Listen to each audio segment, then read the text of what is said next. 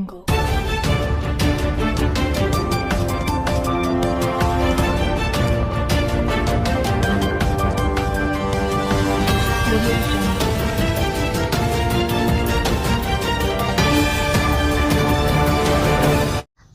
To మన Bhimli news. ముందుగా బులెటిన్లోని headlines. Governor ప్రసంగంపై ధన్యవాదాలు తెలిపే తీర్మానంపై చర్చ సందర్భంగా ఏపీ శాసన మండలిలో గందరగోళం. గవర్నర్ ఉభయ సభలను ఉద్దేశించి ప్రసంగిస్తున్న సమయంలో వైసీపీ ప్రవర్తించిన తీరుపై స్పీకర్ అయ్యన్న ఆగ్రహం.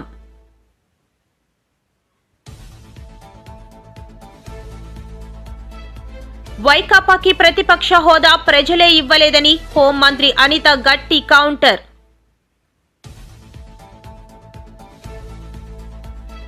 ప్రజా సమస్యల గురించి ఆలోచించకుండా జగన్ ఓ జోకర్లా మిగిలారు జనసేన ఎమ్మెల్యే. ఏపీ అసెంబ్లీలో గవర్నర్ ప్రసంగం సమయంలో వైసీపీ వ్యవహార శైలిపై సర్వత్రా విమర్శలు.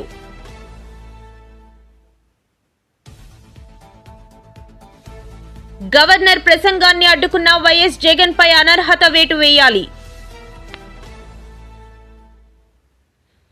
ఉత్తరాంధ్ర ఉపాధ్యాయ ఎమ్మెల్సీ ఎన్నికలో కూటమి రఘువర్మకు మద్దతు గంటా శ్రీనివాసరావు కామెంట్.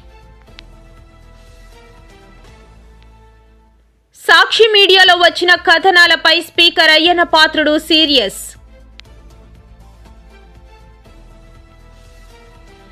మధురవాడ ఋషికొండలో ఉన్న పల్సస్ హెల్త్ టెక్ యాజమాన్యం సిబ్బందితో జరిపిన చర్యలు మూడోసారి కూడా విఫలం. గవర్నర్ ప్రసంగంపై ధన్యవాదాలు తెలిపే తీర్మానంపై చర్చ సందర్భంగా ఏపీ శాసన మండలిలో గందరగోళం నెలకొంది. 4 లక్షల మందికి ఉద్యోగాలు కల్పించామని ముందే ఎలా చెప్పారని మండలంలో వైకాపా సభ్యులు ప్రశ్నించారు. దీనిపై గవర్నర్ ప్రసంగాన్ని లోకేష్ ఇంగ్లీష్లో చదివి వినిపించారు.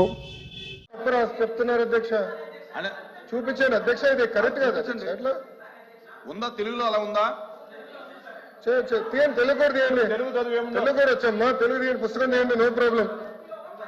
కానీ సత్యదూరం మాటలు చెప్పకూడదమ్మా, మళ్ళీ సత్యదూరం మాటలు చెప్పకూడదమ్మా. అంటే అనిత గారు చెప్పండి, చెప్పండి. ప్రింటింగ్ మిస్టేక్ పడిందా ఏంటి చెప్పండి. లేదు, 2 లక్షల ఉద్యోగాలు కల్పించాలని లక్ష్యంగా పెట్టుకున్నాం.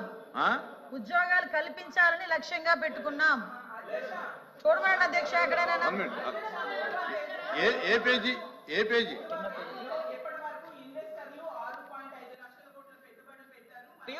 4 లక్షల మందికి ఉపాధి అవకాశాలు కల్పించబడినది స్పష్టంగా రాసింది అధ్యక్ష. నేను అదే చెప్పాను అధ్యక్ష.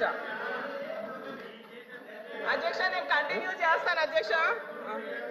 అలాగే చంద్రబాబు నాయుడు గారు మళ్ళీ చెప్తున్నాను, ప్రభుత్వం చాలా స్పష్టంగా చెప్పనండి నేను చదువుతున్నాను మేడం. ఇది గవర్నర్ ప్రసంగమే మేడం, పేజ్ నెంబర్ 4.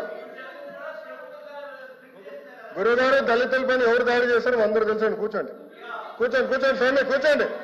కోర్టుకి వెళ్ళారు మీరు, కూర్చోండి.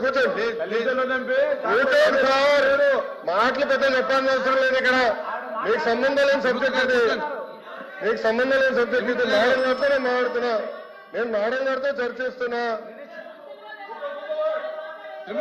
దళితుల పైన మీరు దాడి చేసి దళితులు గుండు కొట్టించిన వ్యక్తి మీరు మారుతారా?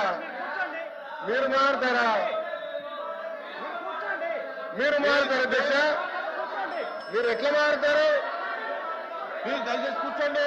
చాలా స్పష్టంగా చెప్తున్నా, ఎందుకు మారుతారు? మీరు మాట్లాడేది మీరు ఒక ఎత్తు, ఇంకొక ఆయన ఏమో డైరెక్ట్ గా సవాన్ని డోర్ డెలివరీ చేశారు. అలాంటి వాళ్ళు కౌన్సిల్ ఉన్నారు, ఇంకో సభ్యుడేమో డోర్ డెలివరీ కూడా చేశారు. అవసరం లేదు మాట్లాడేది. హలో బ్రదర్, కోర్టుకెళ్ళింది మీరు. లోకేష్ గారు ఫ్యాక్ట్ చెప్తున్నా, ఇక్కడ చాలా స్పష్టంగా అధ్యక్ష, ఇక్కడ చాలా స్పష్టంగా చాలా స్పష్టంగా మళ్ళీ చెప్తున్నా అధ్యక్ష. నా దగ్గర ఇంగ్లీష్ ఉంది, నేను చదువుతున్నాను. గవర్నర్ ఉభయ సభలను ఉద్దేశించి ప్రసంగిస్తున్న సమయంలో వైసీపీ ప్రవర్తించిన తీరుపై స్పీకర్ అయ్యన్న ఆగ్రహం వ్యక్తం చేశారు.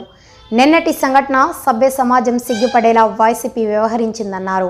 సీఎంగా పనిచేసిన వ్యక్తి, పార్టీకి అధినేత వ్యక్తి సభ్యత మరిచి ప్రవర్తించారని అన్నారు. నిన్న జరిగిన సంఘటన మీరు కళ్ళారా చూశారు, మీరు అందరూ కూడా, మీరే కాదు ప్రజలందరూ చూశారు. ఒక ముఖ్యమంత్రిగా పనిచేసిన వ్యక్తి, ఒక పార్టీకి అధ్యక్షుడిగా ఉన్న వ్యక్తి, పార్లమెంటు మెంబర్గా కూడా పనిచేసిన వ్యక్తి సభ్యత మర్చిపోయి ఆ విధంగా ప్రవర్తిస్తే కనీసం కూర్చొని చూస్తూ నవ్వుకుంటున్నాడు తప్పించి వాళ్ళ సభ్యుల్ని కంట్రోల్ చేసే పరిస్థితి ఎక్కడ కనిపించదండి మనకి. పైగా ఎంకరేజ్ చేస్తాడండి. ఇది సాంప్రదాయం అండి. ఇది సాంప్రదాయం అంటారా? సాంప్రదాయం ఏంటండి? ఇది ఒక ఉన్నతమైన వ్యక్తిని అగౌరవపరిచే విధంగా ప్లే కార్డ్స్ పట్టుకొని రావడం, కాగితాలు చింపి పోడియం మీద విసిరారు. అంటే గవర్నర్ మాట్లాడుతూ ఉంటే గవర్నర్ మీద, ఇది పద్ధతి కాదు. ఈ సాంప్రదాయం అంటాడు. ఏంటి సాంప్రదాయం నాకు అర్థం కాదండి. ఇది పద్ధతి కాదు, ప్రజాస్వామ్యం ఇది మంచి పద్ధతి కాదు. పైగా అతనికి ఆ ఆలోచన లేకపోయినా పక్కనే ఉన్నటువంటి సీనియర్ మెంబర్ బొత్స సత్యనారాయణ గారికి కూడా ప్రోత్సహించారు. వారైనా ఇది తప్పు అని చెప్పే పరిస్థితి లేదు. ఇటువంటి సంఘటనలు రాబోయే రోజులు జరగకూడదు అనేది నా తాలూకు ఆలోచన విధానం. మీరందరూ కూడా గమనిస్తూనే ఉన్నారు. ఇది ఎందుకు చెప్తానంటే, ఇప్పటికైనా విజ్ఞతతో ప్రవర్తించాలని చెప్పి ఆ సభ్యులందరినీ కోరుకుంటున్నాను. సభ ద్వారా ప్రజాస్వామ్యం పెద్దలు మనకు ఎంతో ప్రజాస్వామ్యాన్ని ఇచ్చారు, రాజ్యాంగాన్ని ఇచ్చారు.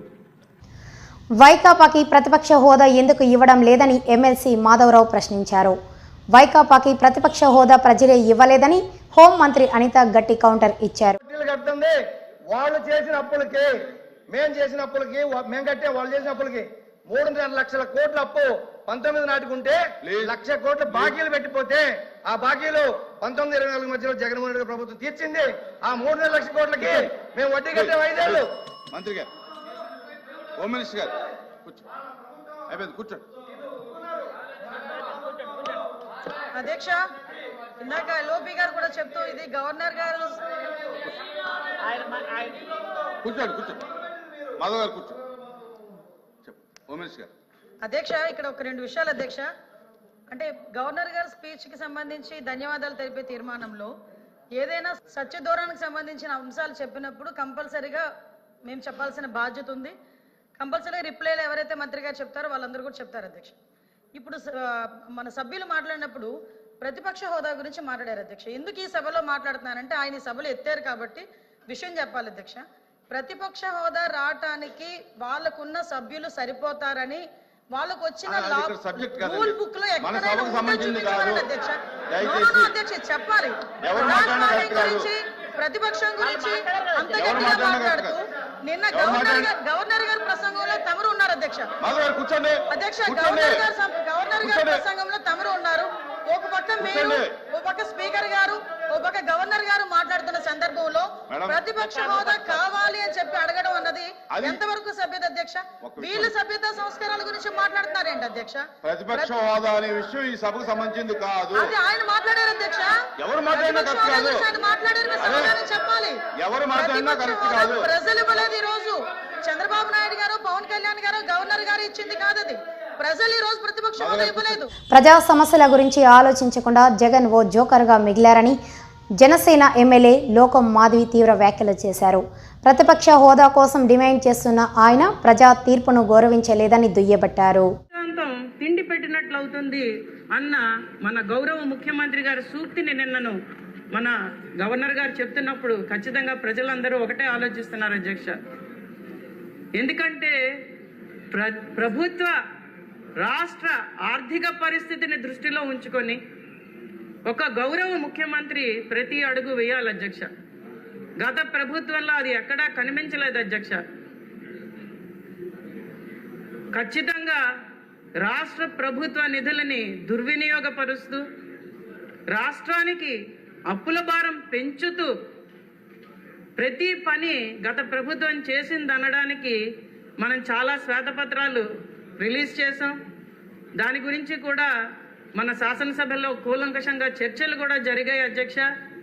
కాబట్టి ఇప్పుడు మన ప్రభుత్వం చేసే ప్రతి ఆలోచన, అలాగే కేంద్రం తాలూకా పథకాలన్నింటినీ జోడించుకుంటూ రాష్ట్రాన్ని అభివృద్ధి పదంలోకి తీసుకువెళ్లే ఆలోచన విధానం ఖచ్చితంగా మనం ఇది స్వర్ణాంధ్ర నిర్మాణానికి పునాదులు వేస్తున్న అనడంలో ఎటువంటి సందేహం లేదు అధ్యక్ష. అలాగే అధ్యక్ష, మనం చేసే ప్రతి పని కూడా అధ్యక్ష ఎన్నికల హామీలని దృష్టిలో ఉంచుకొని ప్రజలు మనకు చెప్తున్న దాన్ని ఖచ్చితంగా విని దానికి తగ్గట్టుగా ప్రతి అడుగు వేస్తూ, అలాగే ఆర్థిక సంక్షోభంలో ఉన్న రాష్ట్రాన్ని దృష్టిలో ఉంచుకొని దాన్ని పైకి తీసుకొచ్చే దిశగా ఏ పనులు చేస్తే మనకి రేపు పొద్దున్న రాష్ట్రం ముందుకు సాగుతుందన్న దిశగా ప్రతి అడుగు వేస్తున్నాం అధ్యక్ష. దానిలో ఎటువంటి సందేహం లేదు అధ్యక్ష. అది ఈ ప్రసంగంలో ఆపాదమస్తకం మనకు కనిపించింది అధ్యక్ష. అలాగే మనం ముఖ్యంగా చెప్పుకోవాల్సింది ఏంటంటే సంక్షేమంతో కూడిన అభివృద్ధి మనం మన రాష్ట్రానికి అందిస్తామన్న దిశగా ప్రతి అడుగు వేస్తున్నాం అధ్యక్ష. అందులో ముఖ్యంగా ఏపీ అసెంబ్లీలో గవర్నర్ ప్రసంగం సమయంలో వైసీపీ వ్యవహార శైలిపై సత్వర విమర్శలు వ్యక్తమవుతున్నాయి. సభకు వచ్చి కేవలం కొద్ది నిమిషాలు మాత్రమే ఉండి ఆపై వెళ్లిపోవడంపై కూడా అధికార పక్షం మండిపడుతుంది. తాజాగా ఈ వ్యవహారంపై ఎంపీ దుర్గపాటి పురాంధేశ్వరి స్పందించారు. చేసి దేశానికి అంకితం చేసినటువంటి పార్టీ భారతీయ జనతా పార్టీ కనుక బాబాసాహెబ్ అంబేద్కర్ గారిని ఏ విధంగా అప్పట్లో కాంగ్రెస్ పార్టీ అగౌరవపరిచిందో, హిందూ కోడ్ బిల్ ప్రవేశపెట్టనివ్వకుండా వారిని పార్లమెంట్లో నుండి బయటికి పంపించేసేయటం, వారిని రాజీనామా ఇచ్చే విధంగా ప్రేరేపించడం, ఆ తర్వాత వారు 2 పర్యాయాలు ఎన్నికల్లో నిలబడిన కాంగ్రెస్ పార్టీ వారికి వ్యతిరేకంగా అభ్యర్థులను నిలబెట్టి వారిని ఓడించడం, ఈ రకంగా ఎప్పుడు భారతీయ జనతా పార్టీ బాబాసాహెబ్ అంబేద్కర్ గారిని అవమానించలేదు. కనుక ఆ రాజ్యాంగ స్ఫూర్తి, అదేవిధంగా బాబాసాహెబ్ గారి సంకల్పం ఖచ్చితంగా మనకి ఈ బడ్జెట్లో ప్రతిఫలిస్తాయి అని చెప్పి ముందుగా ప్రజలందరూ కూడా గమనించవలసినటువంటి అంశం. నిర్మలా సీతారామన్ గారు బడ్జెట్ ప్రవేశపెడుతూ వారు ఒక లైన్ని కోట్ చేయటం జరిగింది. సొంత లాభం కొంతమాని పొరుగువాడికి పాటుపడిపోయి దేశమంటే మట్టి కాదోయ్ దేశమంటే మనుషులు అని నిర్మలా సీతారామన్ గారు ఆనాడు వారు గట్టిగా మొదట్లో బడ్జెట్ ప్రారంభించేటప్పుడు వారు చెప్పినటువంటి మాట. వారు ఆ సమయంలో నొక్కి వక్కాణించింది ఏమిటంటే వికసిత్ భారత్ అనేటువంటి సంకల్పం 2047వ సంవత్సరానికల్లా ఒక అభివృద్ధి చెందినటువంటి భారతదేశాన్ని మనం చూడాలి. ఇంతవరకు కూడా భారతదేశం అభివృద్ధి చెందుతుంది అని చెప్పి మనం చెప్పుకుంటున్నాం. కానీ ఆ రకంగా కాకుండా ప్రపంచ దేశాలతోటి పోటీ పడే విధంగా రేపు 2047వ సంవత్సరానికల్లా అభివృద్ధి చెందినటువంటి భారతదేశమే మా కళ అని చెబుతూ, ఆ కళ సాకారం చేసుకోవాలంటే మనం 4 వర్గాల మీద ఖచ్చితంగా దృష్టి కేంద్రీకరించాలి అని చెప్పి వారు చెప్పారు. అది మొదటిది మహిళ, 2 యువత, ఆ తర్వాత 3 ఇన్వెస్ట్మెంట్స్, మరియు అత్యంత ప్రాధాన్యతనిస్తూ వ్యవసాయ రంగం అని చెప్పి వారు చెప్పడం జరిగింది. అంటే మొదటిగా వారు చెప్పినటువంటి క్రమంలో మొట్టమొదటిగా వారు వ్యవసాయ క్షేత్రాన్ని వారు అక్కడ ఉచ్చరించడం జరిగింది. కనుక క్రమంలో చూసుకున్నట్లయితే మొట్టమొదటిగా మహిళలు కనుక మనం తీసుకున్నట్లయితే మనందరికీ తెలుసు దేశ జనాభాలోనే 48. గవర్నర్ ప్రసంగాన్ని అడ్డుకున్న వైఎస్ జగన్పై అనర్హత వేటు వేయాలి. వైఎస్ జగన్మోహన్ రెడ్డి పులి కాదు పిల్లి అని నిరూపణ అయింది. ముఖ్యమంత్రి చంద్రబాబుకు కక్ష సాధింపు ఉద్దేశం లేదు. నిజంగా అతనికి ఆ ఉద్దేశం ఉంటే వైసీపీ నేతలు అందరూ జైల్లో ఉండేవారు. తప్పించుకునేందుకే మాజీ ముఖ్యమంత్రి వైఎస్ జగన్మోహన్ రెడ్డి శాసనసభకు హాజరయ్యారని తెలుగు శక్తి అధ్యక్షుడు బివి రామ్ అన్నారు. మంగళవారం హోటల్ దస్పల్లాలో ఏర్పాటు చేసిన మీడియా సమావేశంలో ఆయన మాట్లాడుతూ గవర్నర్ అబ్దుల్ నజీర్ శాసనసభలో ప్రసంగిస్తున్న సమయంలో వైసీపీ ఎమ్మెల్యేను నినాదాలు చేయడాన్ని రామ్ తప్పుపట్టారు. ఇటువంటి అప్రజాస్వామ్య చర్యకు మూల కారకుడైన వైఎస్ జగన్మోహన్ రెడ్డిని బర్తరఫ్ చేయాలని స్పీకర్ సిహెచ్ అయ్యన్న పాత్రుడును బీవీ రామ్ కోరారు. స్వయంగా వైఎస్ జగన్మోహన్ రెడ్డి సోదరి వైఎస్ షర్మిల కూడా అతని వైఖరిని తప్పుపట్టారని, 11 మంది ఎమ్మెల్యేలు పట్టుమని 11 నిమిషాలు కూడా శాసనసభలో లేకపోవడం ఏమిటని అభ్యంతరం వ్యక్తం చేశారు. వైఎస్ జగన్మోహన్ రెడ్డి ముఖ్యమంత్రిగా ఉన్నప్పుడు కొనసాగించిన ప్రజా వ్యతిరేక పాలనపై తాను ప్రజాస్వామ్యబద్ధంగా యుద్ధం చేశానన్నారు. గవర్నర్ గారు నిన్న ఏం ప్రసంగిస్తున్నారో గవర్నర్ ప్రసంగం వినాలి అనే నైతిక విలువలు లేని జగన్మోహన్ రెడ్డిని ఏమన్నా అర్థం కావట్లేదు. మేము ఒకటే డిమాండ్ చేస్తున్నాం స్పీకర్ గారిని, డెఫినెట్ గా జగన్ పైన అనర్హత వేయాలని డిమాండ్ చేస్తున్నాం. ఎందుకంటే ఇలాంటి వ్యక్తి అసెంబ్లీలో ఉంటే అసెంబ్లీకే అది ఒక మచ్చ, ఇలాంటి చీడు పురుగు అసెంబ్లీ ఉండకూడదు కోరుతున్నాం. స్వయాన వాళ్ళ చెల్లి శర్మిల కూడా కామెంట్ చేసింది. 11 మంది ఎమ్మెల్యేలు 11 నిమిషాల్లో వెళ్ళిపోయారు. అంటే ఈరోజు జగన్మోహన్ రెడ్డి గారు ఏదో నేను శాశ్వతంగా ఉంటాను అన్న భ్రమలో బతుకుతున్నాడు. ఆయన మళ్ళీ ముఖ్యమంత్రి అవుతారని ఇవాళ ప్రజలు చీకొట్టి 11 మంది పరిమితి చేశారు. అంటే ప్రతిపక్ష హోదా కూడా ఇవ్వలేదు. మేము జగన్ ముఖ్యమంత్రి ఉన్నప్పుడే మేము తగ్గలేదు. జగన్ పులివెందులకు వెళ్ళి వచ్చాం. ఈరోజు జగన్మోహన్ రెడ్డి ఏదో సమరాజకీయాలు చేద్దామని చెప్పి చూస్తున్నాడు తప్ప రాష్ట్ర ప్రగతిని భ్రష్పట్టిస్తున్నాడు. మరి ఇలాంటి నీచుడు నైవంచుకుని మేము ఒకటే డిమాండ్ చేస్తున్నాం, ప్రభుత్వాన్ని జైల్లో పెట్టాలని డిమాండ్ చేస్తున్నాం. ఎందుకంటే గతంలో ఒక ప్రతిపక్ష పార్టీ చంద్రబాబు నాయుడు 53 జైల్లో పెట్టినప్పుడు మీకు నీతి లేదని అడుగుతున్నాను. కానీ చంద్రబాబు నాయుడు గారు నేటి వరకు కూడా ఎవరిపైన కక్షాలను చర్యలు తీసుకోలే. ఈవేళ కేవలం ప్రజాస్వామ్యాన్ని విలువని కాపాడుతూ పరిపాలన చేస్తారు తప్ప ఏదో నేను అరెస్ట్ చేయాలి, వైసీపీలందరినీ జైల్లో పెట్టాలి అనే లక్ష్యంతో పనిచేయట్లేదు. రాష్ట్రాన్ని ముందు తీసుకెళ్ళాలని ప్రయత్నిస్తున్నారు. మరి అలాంటి సమయంలో ఈరోజు వీరికి కేవలం మన అసెంబ్లీకి రాకపోతే అనర్హత పేరు పడుతుంది ఆ రోజు అని చెప్పి ఆ ఉద్దేశంతో వచ్చారు తప్ప ఇంకోటి కాదు మనం చేస్తాం. అదలా దయచేసి వీళ్ళు ఎలాగైనా నేను జగన్మోహన్ రెడ్డి గారికి రానని చెప్పారు. మరి వేళ మళ్ళీగానే తిరిగి వెళ్తే కేవలం పదవి కోసం పోకలాడతాడు. వీడు రాయలసీమ పిల్లి అని చెప్పి మనం చేస్తాం. నువ్వు నిజంగా మగాడివైతే అసెంబ్లీకి రామాక పోతే పోయి పదం ప్రజలు తిరుగు, ఆ ధైర్యం నీకు లేదు. అంటే కేవలం ప్రతిపక్ష హోదా అంటే ప్రతిపక్ష హోదా దేనికి ఇవ్వాలి? ప్రతిపక్ష హోదా నీకు ప్రజలు చీకొట్టారు, నీ పాలన బాగలేదని.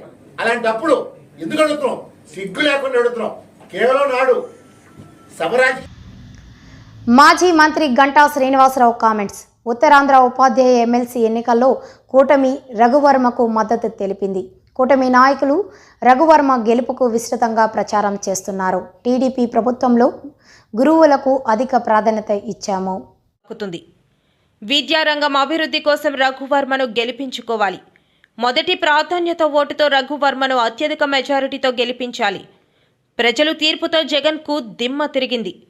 ప్రజలు ఇచ్చిన తీర్పును స్వాగతించకుండా జగన్ వ్యవహరిస్తున్న తీరు సరికాదు. జగన్ ప్రజల సమస్యలు గాలి కొదిలేసి ప్రతిపక్ష హోదా కోసం ఆరాటపడుతున్నారు. 11 సీట్లు ఉన్న జగన్కు ప్రతిపక్ష హోదా అడిగే నైతిక హక్కు లేదు. వైసీపీ పడవ మునిగిపోయింది. హోదాలో ఉండి స్వయంగా ఆయన ఆ రోజు 23 మంది శాసనసభ్యులు ఉండి ఒక ప్రతిపక్ష హోదా ఉంటే మేము కొంతమంది ఎమ్మెల్యేలు తీసుకుంటే నీకు ప్రతిపక్ష హోదా కూడా ఉండదు అని చెప్పి అన్న వ్యక్తి ఈ రోజు తగ్గుదమ్మా అని చెప్పి 11 మంది ఎమ్మెల్యేలు ఉంటే ఈ రోజు దాని మీద ఆయన మాట్లాడటం ఎంత దెయ్యాల వేదాలు ఒలిచినట్టు అని చెప్పి తెలియజేసుకుంటూ మరి ఇప్పటికైనా కూడా నేను జగన్మోహన్ రెడ్డికి ఒకటే చెప్తా ఉన్నాను. ఎలక్షన్ ముందు చెప్పాను అది మునుగుతున్న పడవ అని చెప్పాను. ఈ రోజు అది పడవ మునిగిపోయింది ఆల్మోస్ట్ ఆల్. చివరికి తనతో పాటు A2గా ఉండి తన అన్నిట్లో కూడా భాగస్వామ్యంలో ఉన్న విజయసాయి రెడ్డి గారు కూడా ఈ మధ్య పార్టీకి ఎంపీ పదవికి రాజీనామా చేసిన నేపథ్యంలో ఈరోజు ఎవరు ఉంటారు తెల్లారేసరికే ఎవరు వెళ్లిపోయారో అనే వార్త నాల్సి వస్తుందో తెలియని పరిస్థితిలో ఈరోజు వైఎస్ఆర్సీపీ పార్టీ ఉంది. జిల్లాలు ఈరోజు అక్కడ ఇన్ఛార్జీల దగ్గర నుంచి కూడా ఒక్కొక్కరు ఖాళీ అయిపోయి ఆ పార్టీ నుంచి బయటకు వస్తున్న నేపథ్యం. ఎందుకంటే ఇది పార్టీ యొక్క అధినాయకుడు ఉండే యాటిట్యూడ్ బట్టే. ఎలక్షన్ లో గెలుపోవడం సహజం. తెలుగుదేశం పార్టీ కూడా ఒకటి రెండు సార్లు ఓడిపోయింది. ఓడిపోయిన తర్వాత కూడా నాయకుడు క్యాడర్ పట్ల, లీడర్ల పట్ల ఎలా ఉండాలి, ఎలా పోరాటం చేయాలి, ఎలా పార్టీని ముందుకు తీసుకెళ్ళడానికి ఒక పద్ధతి ఉంటుంది. మరి ఇక్కడ జగన్మోహన్ రెడ్డి గారికి అటువంటి ఏమి లేవు. అంతా A to Z ఆయనే, సర్వం ఆయనే. నా వల్లే పార్టీ గెలుస్తుంది, నేను కుక్కను పెట్టినా గెలుస్తారని చెప్పని అభిప్రాయం ఉన్న వ్యక్తి. అలాంటి వ్యక్తికి ఈ రోజు మొన్న ఎలక్షన్ లో దెమ్మ తిరిగింది. ఇప్పుడు కూడా వాస్తవాలు గ్రహించుకోకుండా ఇప్పటికీ ఆయన వైఖరి ఎలా ఉందో మనం చూస్తా ఉన్నాం. ఆ ముఖ్యమంత్రిగా ఉన్న 5 ఏళ్లు ఎలా ఆయన ప్రవర్తించాడో ముఖ్యంగా మీడియా మిత్రులు చాలా మంది తెలుసు. ఒక్కటంటే ఒక్క ప్రెస్ కాన్ఫరెన్స్ ముఖ్యమంత్రి గారిని పెట్టలా. ఆయన పెట్టింది ఒకే ఒక press conference as chief minister గా. దట్టు అప్పుడు ఎలక్షన్ కమిషన్ ఉన్న నిమ్మగడ్డ రమేష్ కుమార్ గారి మీద గవర్నర్ కలిసి వచ్చి ఒక ప్రెస్ మీట్ పెట్టాడు. అది కూడా నేరుగా ఒక ఎలక్షన్ కమిషన్ ని ఎటువంటి అలిగేషన్స్ చేశాడో మీకు గుర్తుంది, కాస్ట్ దగ్గర నుంచి అన్ని. అటువంటిది ఆ రోజు మీడియాతో నాకు పని లేదు అని స్పష్టంగా చెప్పిన పెద్ద మనిషి ఈ రోజు మళ్ళీ మీడియా సమస్యలను తెలుసుకుంటాను, మీడియా ద్వారా నేను ప్రశ్నిస్తాను.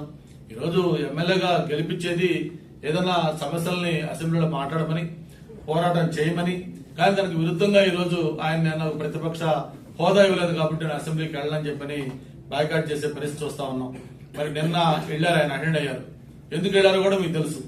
ఏదైతే ఈ రోజు అసెంబ్లీ గైడ్ లైన్స్ ప్రకారం, రూల్స్ ప్రకారం 60 రోజులు కంటిన్యూగా కానీ ఆబ్సెంట్ అయితే తన శాసనసభ్యత్వం పోతుంది అని స్పీకర్, డిప్యూటీ స్పీకర్ చెప్పిన నేపథ్యంలో దాన్ని కాపాడుకోవడం కోసం టెక్నికల్ గా అసెంబ్లీకి అటెండ్ అయినట్టుగా అటెండ్ అయ్యి మళ్లీ దాన్ని బాయ్కాట్ చేశారు. ఇవన్నీ కూడా ప్రజలు గమనిస్తున్నారు. అది కూడా ఇప్పుడు రోజు డిబేట్ అవుతా ఉంది. ఎందుకంటే అది కూడా అవుతుంది అంటే అదైతే మళ్ళీ ఆయనకి మళ్ళీ పాతకొచ్చింది కదా, మళ్ళీ రేపు ఇంకోసారి అటెండ్ అయ్యి చేసుకుంటా అనుకుంటాను.